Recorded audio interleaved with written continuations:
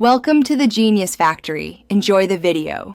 You begin by using a Google Cloud project and enabling billing so requests can authenticate. This is required. Once done, enable the map's JavaScript API and any other APIs you need, like geocoding. Next, create credentials, an API key, copy it, and keep it secure.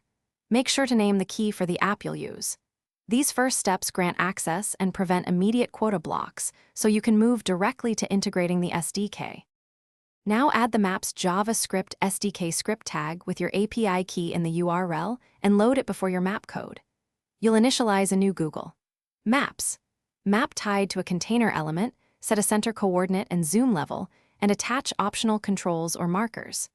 Once the map renders, apply API key restrictions to limit usage to your domain or server IPs and enable only the APIs the app requires. This reduces risk. Finish by testing your implementation locally and then from the exact deployed domain to validate key restrictions and referrers. Once satisfied, deploy and set quotas and billing alerts in Cloud Console so you catch spikes. Monitor usage metrics and error logs to spot missing APIs or incorrect restrictions.